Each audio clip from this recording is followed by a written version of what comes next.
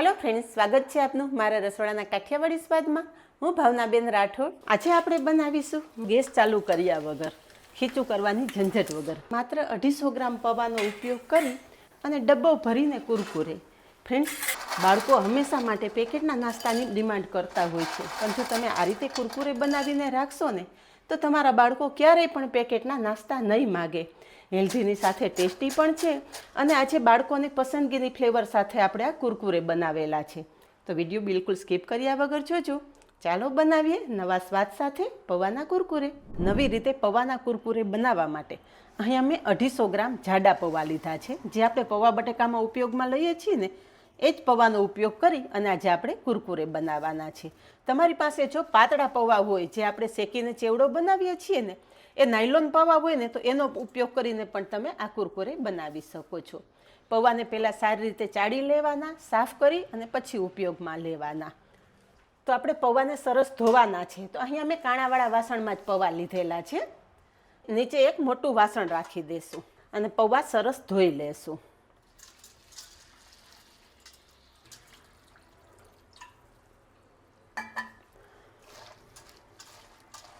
તો પૌવાના રીતે હાથેથી ચોળશો ને એટલે પૌવા પર રહેલી બધી ડસ્ટ દૂર થઈ જશે। તો અહીંયા તમે જુઓ કે નીચેનું પાણી ગંદુ થઈ ગયું છે, તો એ પાણી આપણે અલગ કરી લેશું। હવે જે નીચે વાસણમાં પાણી હતું ને એ પાણી મેં કાઢી નાખેલું છે। અહીંયા પૌવા 2 પાણીથી ધોઈ લીધા છે અને તમે જુઓ કે પૌવા પર રહેલી બધી ડસ્ટ દૂર થઈ જતાં પૌવા એકદમ સરસ સફેદ થઈ ગયા છે। હવે ધોયેલા પૌવામાં ચોખ્ખું પાણી ઉમેરી અને ડૂબડૂબા રહે ને એ રીતે આપણે પાણી ઉમેરી દઈશું। મતલબ કે આ પૌવા આપણા સરસ પલળી જવા જોઈએ અને સોફ્ટ થઈ જવા જોઈએ એટલું પાણી ઉમેરવાનું। અહીંયા તમે જુઓ કે હાથેથી પ્રેસ કરું ને તો ઉપર સુધી પાણી આવે છે, એટલું પાણી પૌવા સાથે ઉમેરી દીધું છે। અને હવે પૌવાને સાઈડ પર રાખી દઈશું અને આગળની પ્રોસેસ જોઈ લેશું। હવે પૌવાને સરસ બાઇન્ડિંગ આપવા માટે અહીંયા મેં 3 મીડિયમ સાઇઝના બટેટા બાફી છાલ ઉતારી અને રાખેલા છે। તો આપણે બટેટાને છીણી લેશું, જેથી કોઈ મોટા ગાંઠા ના રહે અને આપણા કુરકુરે એકદમ સ્મૂધ તૈયાર થાય। તો અહીંયા મેં મીડિયમ કાણાની છીણી લીધી છે। સરસ બાફેલા બટેટા હોય ને એટલે છીણતા બિલકુલ સમય ના લાગે। તમે હાથેથી મેશ કરીને પણ ઉમેરી શકો છો, પણ છીણીને ઉમેરશો ને તો એકદમ સ્મૂધ માવો તૈયાર થશે। આ રીતે આપણે 3 બટેટા છીણી અને એકદમ સરસ માવો તૈયાર કરી લેશું। અહીંયા બટેટાનો માવો તૈયાર છે। બટેટાનો માવો સાઈડ પર રાખી દઈશું। બટેટાનો માવો તૈયાર કર્યો ને ત્યાં સુધીમાં આપણા પૌવા પણ એકદમ સરસ સોફ્ટ થઈ ગયા। તમે જુઓ કે હાથેથી મેશ કરો ને એટલે મેશ થઈ જાય ને એવા સરસ પૌવા પલળેલા હોવા જોઈએ। હવે નીચેનું વાસણ અલગ કરી લેશું, નીચેનું પાણી અલગ કરી લીધું છે। હવે જે સોફ્ટ થયેલા પૌવા છે ને એક મોટા વાસણમાં લઈ લેશું। પૌવામાંથી પાણી કાઢવાની બિલકુલ જરૂર નથી। આ રીતે આપણે પલળેલા પૌવા આમ જ મોટા વાસણમાં લઈ લેશું। હવે પૌવા સાથે જે આપણે બટેકાનો માવો કરીને રાખેલો છે ને એ ઉમેરી દેશું અને થોડા મસાલા કરી લેશું। મસાલામાં સ્વાદ પ્રમાણે મીઠું। અત્યારે બધા મસાલા આપણે ઓછા કરશું। આપણે જ્યારે કુરકુરે તૈયાર થાય ને ત્યારે કુરકુરે ઉપર છાંટવા માટે એક સ્પેશિયલ મસાલો પણ બનાવશું, એટલે મીઠું અત્યારે પ્રમાણસર ઉમેરવાનું। 1 ચમચી જીરું, 1 ચમચી સફેદ તલ અને કુરકુરે એકદમ પોચા અને સ્વાદિષ્ટ તૈયાર થાય એટલે 1/4 ટીસ્પૂન જેટલો જ પાપડ ખાર ઉમેરશું। પાપડ ખાર તમને કોઈ પણ કરિયાણા સ્ટોરમાં આરામથી મળી જશે અને બાળકોને પ્રિય મેગી મસાલા ફ્લેવર સાથે આજે આપણે કુરકુરે તૈયાર કરવાના છે। તો 1 પાઉચ મેગી મસાલાનું પણ ઉમેરી દેશું।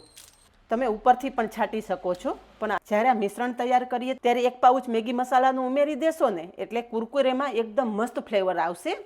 હવે હાથેથી ચોળી અને બધી જ સામગ્રી સરસ મિક્સ કરી લેશું। જેવી રીતે તમે રોટલીનો લોટ બાંધતા હોય ને એ રીતે આ મસળવાનું છે। ટૂંકમાં બધા પૌવા સરસ મેશ થઈ જવા જોઈએ। આ પ્રોસેસ તમારે હાથેથી જ કરવી પડશે, કોઈ સ્પેચ્યુલા કે કોઈ વસ્તુ આમાં કામ નહીં આવે। બધું મિક્સ કરી લીધું છે, પણ આ મિશ્રણ મને થોડું વધારે થીક લાગે છે, તો 2 ચમચી જેટલું પાણી લઈ અને મિશ્રણ થોડું પાતળું કરશું। વધારે પાણી નથી ઉમેરવાનું, આ વધારે ઢીલું પણ ન થવું જોઈએ એ વાતનું ધ્યાન રાખવાનું છે। તો થોડું થોડું પાણી ઉમેરતું જવાનું અને આ રીતે મિક્સ કરતું જવાનું। અહીંયા તમે જોઈ શકો છો કે આ મિશ્રણ આપણે મીડિયમ થીક રાખેલું છે। આ મિશ્રણને વધારે ઢીલું કરવામાં 1/4 કપ જેટલા પાણીની જરૂર પડેલી છે। થોડું થોડું પાણી ઉમેરતી ગઈ અને આ રીતે હું મિક્સ કરતી ગઈ। તો અહીંયા તમે જુઓ, અને જેવો રોટલીનો લોટ બાંધેલો હોય ને એટલું મસ્ત આપણું આ મિશ્રણ તૈયાર થઈ ગયું છે। બસ હવે કુરકુરે બનાવી લઈએ। તો કુરકુરે બનાવવા માટે ફૂડ ગ્રેડમાં વપરાતી કોઈ પણ થેલીનો તમે ઉપયોગ કરી શકો છો. છાશ કે દૂધની થેલીનો પણ ઉપયોગ કરી શકો છો.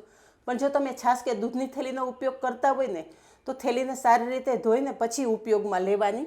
નહીંતર જો તમે આમ જ થેલીનો ઉપયોગ કરશો ને તો તમારા કુરકુરેમાં વાસ આવશે. હવે કોઈ આ રીતે મોટું વાસણ લેશું અને થેલી આ રીતે રાખી દેશું અને બસ તૈયાર કરેલું મિશ્રણ છે આપણે છાશની થેલીમાં ભરી દેશું. મિશ્રણ થેલીમાં ભરી દીધું છે. આ રીતે પેક કરી દેશું અને એક રબર બેન્ડ લગાવી દેશું જેથી કુરકુરે પાડવા ટાઈમે મિશ્રણ બિલકુલ બહાર ના આવે. આ રીતે સરસ પેક કરી દઈએ ને એટલે જેટલી સાઇઝના તમારે મોટા કુરકુરે કરવા હોય ને એટલું કટ લગાવી દેવાનું. અત્યારે આપણે મીડિયમ કટ લગાવશું અને બસ હવે કુરકુરે બનાવી લઈએ.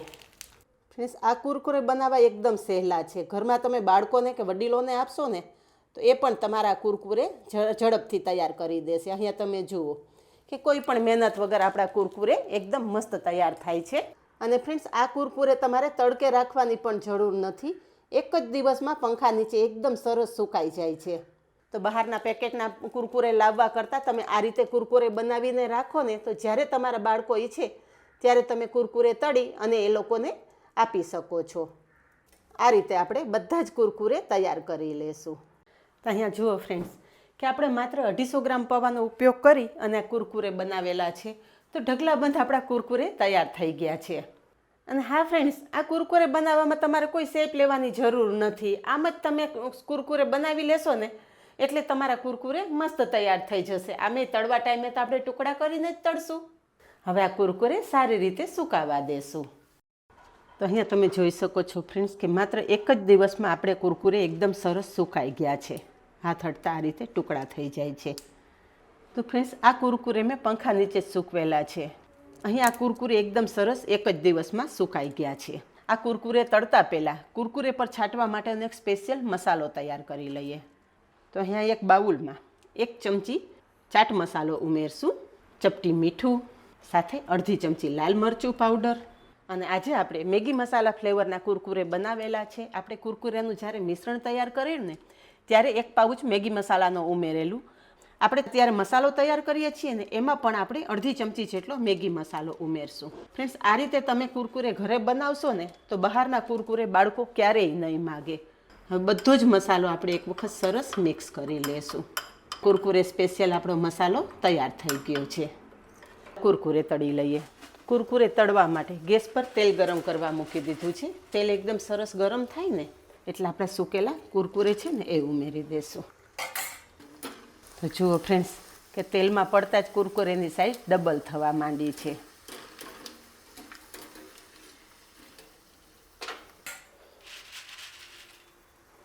એક વખત તેલ સરસ ગરમ થઈ જાય ને પછી તે ગેસની ફ્લેમ આપણે મીડિયમ કરી દેવાની. તો આ રીતે આપણે કુરકુરે તળી લઈએ. તો અહીંયા મેં અડધા કુરકુરે તળી લીધા છે. ફ્રેન્ડ્સ, આપણે માત્ર 250 ગ્રામ પૌવામાંથી કુરકુરે બનાવેલા ને એક ડબ્બો ભરીને તમારા કુરકુરે તૈયાર થાય.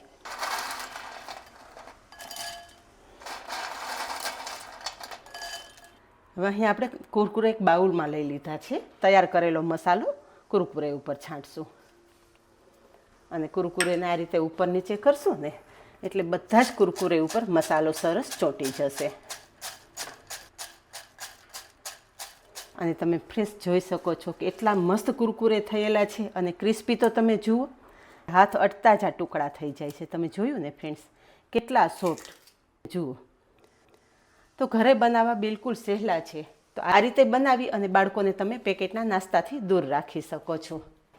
તો ફ્રેન્ડ્સ, તમને જો મારા અવનવા વિડીયો પસંદ આવતા હોય ને તો વિડીયોને એક લાઇક ચોક્કસ આપજો અને આવા જ નવા વિડીયો જોવા માટે ચેનલને સબસ્ક્રાઈબ કરી લેજો અને પાસે રહેલું બેલ પણ પ્રેસ કરી રાખજો જેથી આવનારા બધા જ નવા વિડીયોની નોટિફિકેશન સૌથી પહેલાં આપને મળે.